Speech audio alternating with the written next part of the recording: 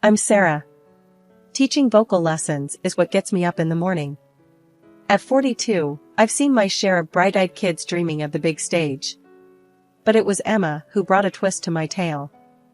14, with a voice that needed work but had potential. It was her dad, Jack, though, who flipped my world. "Miss Sarah, my dad's here to pick me up," Emma announced one day, her voice cutting through my thoughts like a sharp knife. I glanced up, expecting the usual parent. But there stood Jack. Not what I expected. Tall, with a look of someone who's seen stuff but kept standing. "Hi, I'm Jack. Emma's been going on about her lessons. You must be Sarah." His voice was straightforward, no frills. I liked that. "Yeah, that's me. Emma's got talent. Just needs a bit more push," I said, offering my hand. His handshake was firm, honest. "Appreciate you helping her out. I'm clueless about this stuff." Her mom was the singer. I caught the past tense. "I'm sorry," I said, the standard response, but his nod told me he'd heard it a million times. "No worries. We're managing. Aren't we, Em?" His look towards Emma was full of that silent communication only parents and kids have. Emma rolled her eyes, the universal kid signal for parents, right, but smiled. "Yeah, we're good." The conversation should have ended there, but Jack lingered. "You know, I'm trying to get her more into music. Keep her busy. Her brother too, Alex. Kid's a ball of energy." I laughed. Music's a great outlet. Keeps them focused on something positive. "Exactly," Jack agreed. "Hey, you ever do group lessons? Or something for a hyper 13-year-old who thinks he's the next big thing?" I shrugged. I can handle 13-year-olds. "Bring him by. We'll see if music or noise is his thing." Jack chuckled, and that sound did funny things to my stomach.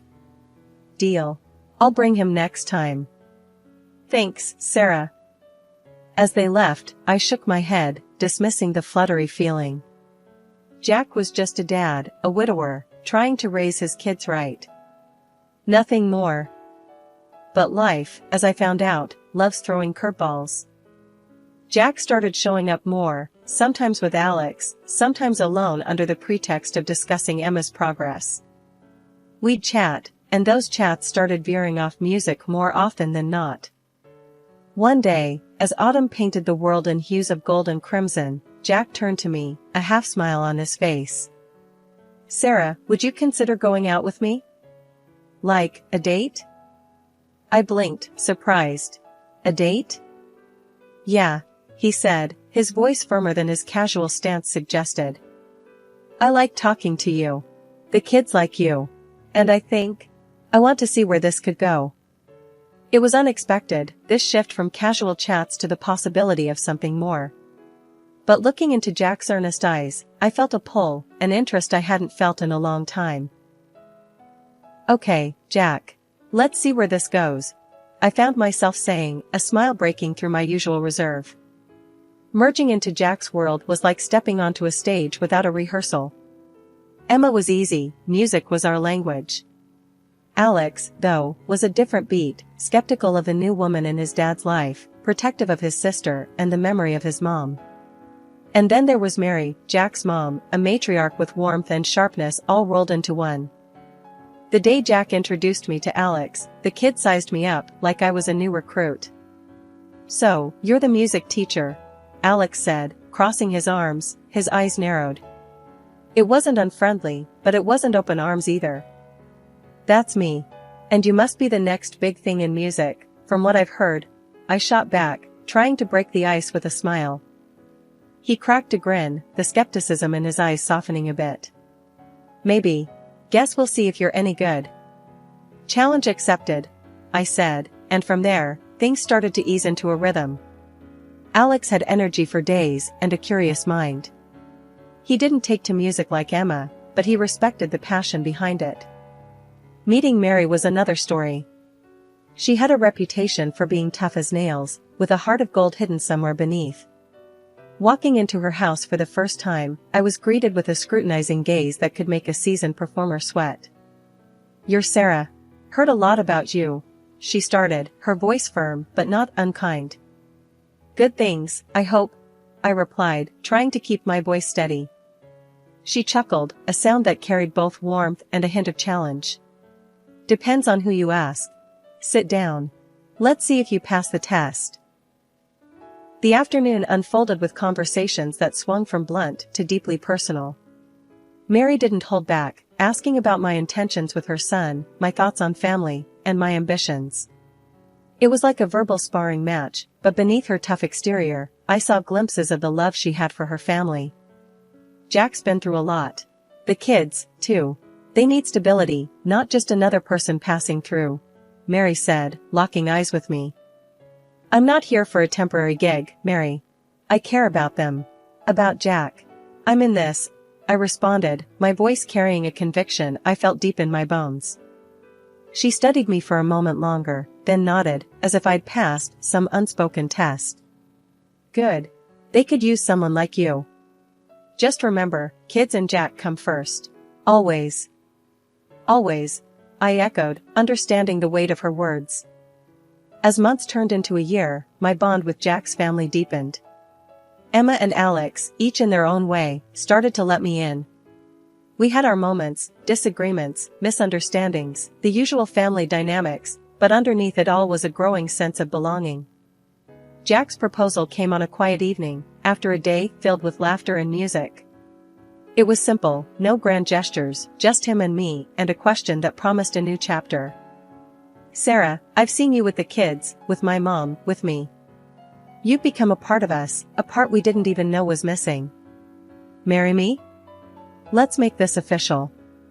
I looked at him, at the man who had become my unexpected harmony, and without a moment's hesitation, I said, yes.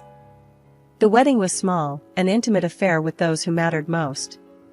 Mary, despite her tough exterior, shed a few tears, whispering, take care of them, Sarah. Your family now. And as I looked around at my new family, Jack, Emma, Alex, and Mary, I realized I wasn't just stepping into their lives, we were creating a new melody together. One that had its dissonances, but was ours, uniquely beautiful in its complexity. Life with Jack and the kids had settled into a sort of comfortable routine, filled with school runs, music lessons, and family dinners. But as life tends to do, it threw us a curveball that changed everything. Mary's health took a nosedive, leaving her paralyzed and in need of constant care. Jack decided the best thing was to move her into our home. It made sense, but I don't think any of us were truly prepared for the impact it would have. From the get-go, the weight of caring for Mary fell heavily on my shoulders. Jack was caught up with work, and the kids, well, they were still kids. I didn't mind at first, Mary was family, after all. But as time went on, the strain began to show. One particularly tough day, after a grueling session of trying to get Mary comfortable and dealing with a mountain of household chores, I sat down at the kitchen table, feeling utterly defeated.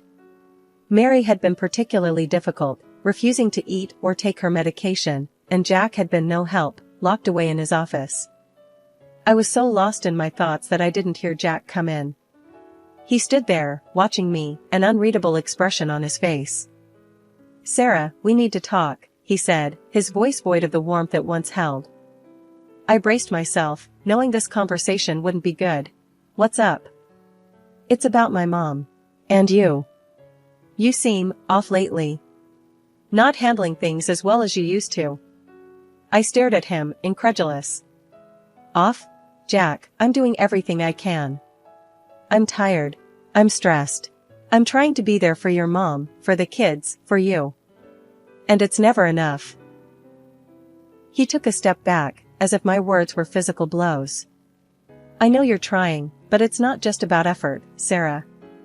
It's about results. And right now, we're not seeing them. His words were like a slap in the face. Results. As if I was just another employee failing to meet my targets, not his wife, struggling to keep our family together. Years rolled by, each one more challenging than the last. Mary's condition didn't improve, and my relationship with Jack and the kids, especially as they grew into adults, became more strained. The once vibrant connection I shared with Emma and Alex, built on music and mutual respect, faded into polite indifference. Then Mary passed away. It was a difficult time for all of us, a period marked by grief and reflection. I thought, naively, that maybe this would bring us closer, that shared sorrow would mend the cracks in our family. But I was wrong. After the funeral, things took a turn for the worse. Jack's demeanor changed overnight. The man who once looked at me with love and gratitude now regarded me with disdain. "You're just not the same anymore, Sarah," Jack snapped one evening, his words laced with a bitterness that caught me off guard. "You've let yourself go. You're old, you're ugly. I'm tired of you." I stood there, shocked. His harsh words felt like a physical blow, leaving me speechless and hurt. "Jack, how can you say that? After everything?" I started, but he cut me off. "Everything? You mean taking care of my kids and my mother? That was your job, Sarah. I tolerated you because you did the chores, nothing more." His words were like a knife, twisting deeper with each syllable. And the kids, now adults, weren't any better. Emma, once my closest ally, turned cold. "You really have no one but us, and you're pushing even us away. You're just a lonely, useless woman," she said, her voice void of the warmth it once held. Alex was no kinder, seizing every opportunity to belittle me. "You should be grateful we even let you stay here," he sneered whenever he passed me in the hall. I couldn't believe these were the same people I had loved and cared for, had considered my family. The transformation was stark, their contempt for me a constant reminder of how much had changed. It wasn't just the emotional toll, my body began to betray me too. My legs, once strong and sure, now ached with a pain that made every step a chore. The doctor's words were clinical, detached, but they hit hard. "It's chronic," he said, scribbling something on his pad. "You'll need to manage it, adjust your activities." Adjust my activities. As if my life wasn't already a series of adjustments, concessions to a family that saw me as nothing more than a burden. One day, as I struggled to stand after a long bout of cleaning, Jack walked in, his eyes scanning the room, always looking for something to criticize. "What's wrong with you now?" he asked, his voice dripping with impatience. I tried to steady myself, to push past the pain. "My legs," I started. "They've been really bad today," the doctor said. He cut me off with a wave of his hand, a dismissive gesture that felt like a slap. "Always something with you, isn't it? Can't even rely on you to do the basic chores around here without making a big deal out of it." Teaching at the private school, my passion and my escape, became impossible. Jack's reaction to my diagnosis was as cold as ice. "So, what? You're just going to sit around all day now? Great, another mouth to feed without any use," he sneered the day I told him about my condition, his words cutting deeper than the sharp pain in my legs. I wanted to scream, to tell him how much he was hurting me, but I knew it would only make things worse. So, I bit back the pain and the tears, trying to find some way to navigate this new reality. Living in Jack's house became a daily reminder of my dependence. I was reduced to limping around, trying to keep the house in order, cooking meals that were often met with criticism or indifference. The pain was constant, a sharp reminder of my predicament, but I pushed through, terrified of what would happen if I stopped. Jack and the kids lived as if nothing had changed, as if my struggles were just a minor inconvenience to their lives. The inheritance from Mary's passing seemed to ignite a spending spree, new gadgets, clothes, jewelry, all flaunted in front of me as if to underscore my exclusion from their lives. "You should be grateful we're keeping you around," Jack would say, a cruel smile playing on his lips. "Without us, you'd be on the street. Remember that." Emma and Alex took their cues from their father, treating me more like an unwanted servant than a stepmother. "Don't forget to wash my new jeans, Sarah. Wouldn't want them ruined like you ruin everything else," Emma would toss over her shoulder, her words sharp as knives. Alex was no better. "Make sure dinner's on time tonight. We've got places to be, and we can't wait around for you to limp around the kitchen," he'd say, his disdain barely veiled. I harbored fantasies of leaving, of finding some way to reclaim my independence and dignity. but the reality was harsh. With no income, no savings, and a body that betrayed me at every turn, I was stuck. My dreams of escape seemed just that, dreams, distant and unattainable. In the midst of my lowest point, feeling trapped and useless, I stumbled upon something that sparked a flicker of hope in me. It was during one of those long, sleepless nights, scrolling aimlessly through the internet on my old, barely functioning laptop. I found a forum for vocal teachers giving online lessons. The idea struck me like a lightning bolt. The next day, with the house empty and my heart pounding with a mix of excitement and fear, I set up a makeshift studio in the corner of my room. I wasn't sure if anyone would be interested, but I had to try. I recorded a simple introduction video, my voice shaky but determined, and posted it online. To my astonishment, inquiries started coming in. People were interested in learning from me, despite my physical limitations. For the first time in what felt like forever, I felt valued for my skills and knowledge. Jack and the kids noticed the change in me, but didn't know the cause. "What's got into you?" Jack asked one evening, his tone suspicious as he caught me humming while preparing dinner. "Just feeling a bit better today," I replied, keeping my eyes on the task at hand, hiding the fear that he would disapprove or, worse, try to stop me. He snorted, dismissing my response. "Well, don't get too happy. You've still got your duties around here." I nodded, my heart sinking, but I didn't let his words deter me. The hours I spent teaching online became my sanctuary, a place where I could be myself, share my love for music, and forget, even if just for a little while, the pain and humiliation I endured daily. I invested the little money I made from teaching into better equipment, slowly but surely building my online presence. The physical pain was still there, a constant reminder of my limitations, but when I was teaching, it receded into the background, overshadowed by the joy of connecting with my students. As the months went by, I took a moment to look at the numbers, something I had been avoiding, afraid to jinx it. But there it was, clear as day on my screen. I was making money. Real money. More than I ever made teaching at the private school. More than I ever thought possible from the confines of this oppressive house. And shockingly, more than Jack made with his so-called prestigious job. I remember sitting there, staring at the figures, a mix of disbelief and triumph washing over me. For so long, I had felt like a burden, a financial leech in Jack's eyes, but here I was, earning my own way, and not just scraping by but actually doing better than him. For a moment, I let myself bask in the success, allowing the numbers to speak for themselves. I was doing this. I was making it happen, despite everything that had been thrown my way. It was a silent victory, one I couldn't share with anyone in the house, but it was mine all the same.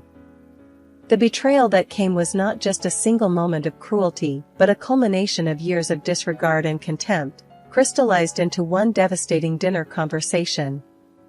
There we were, sitting around the table, me serving them as I always did, when Jack decided to drop his bombshell with a smirk that I had come to loathe. "I got promoted at work," he started, and for a brief, foolish moment, I thought maybe this was good news, something positive for once. But then he continued. "So, I bought a new house. A better one, fitting for my status." That's when the air around me grew cold, my hand stilled, the plate I was holding nearly slipping from my grasp. Before I could even muster a congratulations, he landed his cruel blow. "And I'll be moving there with the kids." "Not you. You're not coming." His words were like a slap, but the mocking laugh that followed was a knife to the heart. "I mean, come on, Sarah. Did you really think you'd fit in? An old limp like you? No, it's time I found someone younger, more suitable." The laughter that erupted from Emma cut even deeper. "Yeah, and guess what? This old house?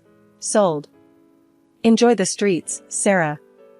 I stood there, frozen, as he slid the divorce papers across the table.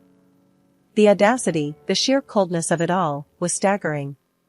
Yet, as I looked at those papers, something within me refused to break. I didn't cry, didn't plead. I simply signed them, each stroke of my name a silent vow to myself. When morning came, I was ready. Jack and the kids watched with a mix of surprise and that familiar contempt as I hauled my bags to the door. Their parting words were meant to wound, to kick me when I was down. "Hope you like the flophouses, Sarah," Jack sneered, a cruel smile playing on his lips. But I walked out of that house with my head held high, the weight of their insults falling away with each step I took. For the first time in years, I felt a sense of freedom, a clarity that had been missing from my life. Settling into my new rented apartment was like breathing fresh air for the first time in years. It was my space, my sanctuary, where I could dive into my online vocal teaching without looking over my shoulder. Hearing from friends, I found out Jack had moved into that fancy new house with the kids. True to form, instead of being smart with the money from the old house, they blew it on all sorts of nonsense. Typical. That's when I decided to play my hand. Over the years, I'd saved voicemails and recorded moments of their verbal lashings, a dark library of the abuse I suffered. Without a second thought, I sent them off to Jack's boss.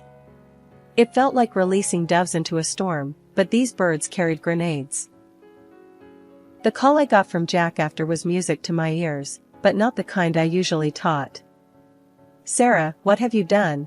he screamed into the phone, his voice a mix of rage and panic. "They're demoting me, cutting my salary. How could you?" In the background, I could hear Emma and Alex, their voices shrill, hurling insults my way. But their words felt distant, inconsequential. "Oh, Jack," I said, a laugh bubbling up. "Looks like you're the one who might end up without a roof over your head. Meanwhile, I'm here, thinking about buying my own place. How the tables have turned." The silence that followed was sweet, filled with their disbelief and shock. Then Jack, ever the beggar now, started his plea.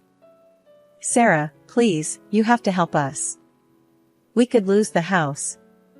The kids, think about the kids. We'll take you back, I swear. We'll do anything." Hearing them grovel, offering to take me back as if they were doing me a favor, was the cherry on top. Take me back? To be your maid again? No, thanks. I've got better things to do. Hanging up the phone, I felt a weight lift off my shoulders, a final closure to a chapter of my life that had brought me nothing but pain. They were desperate, flailing in the mess they'd made, and for once, I wasn't there to clean it up. Through the grapevine, friends let slip that Jack, along with Emma and Alex, had been evicted. Couldn't keep up with the mortgage, they said. Now, they were crammed into some small apartment, the kids juggling jobs to make ends meet. The twist of fate wasn't lost on me. After everything they put me through, there was a bitter taste of justice in the air. Can you believe it? I mused aloud during a call with one of my closest friends from the teaching community, Lena. Jack and the kids, scrambling to keep a roof over their heads. After all that talk about me ending up in a flophouse. Lena's laugh crackled through the phone. Karma's a real kicker, ain't it? You, on the other hand, are living proof that what goes around comes around. You're doing amazing, Sarah. Then came the opportunity of a lifetime. A well-known music school reached out, having heard of my teaching success. They offered me a position, not just as a teacher, but as a coordinator for their online program. It was more than a job, it was recognition, a chance to influence and inspire on a scale I had never imagined. As I sat down to sign the contract, a wave of gratitude washed over me. To think, not so long ago, I was convinced my life had crumbled beyond repair. And now, here I was, signing a contract that was not just a job offer, but a symbol of my journey from darkness into light. The celebration that night was simple, just me and a few close friends I had made along the way, including Lena, who had quickly become a pillar of support and friendship. As we raised our glasses in a toast, Lena leaned over and whispered, "You're an inspiration, Sarah. You've turned your life into a symphony of success." Her words struck a chord, and I found myself overwhelmed with emotion. Thank you, Lena. It's been quite the journey. But you know what? I wouldn't change a thing. The hardships, the pain, it all led me here, to this moment, to a life I can be proud of. As the night wore on, filled with music and laughter, I realized that this was more than just a new chapter, it was a whole new book, a story of triumph over adversity, of finding harmony in the chaos.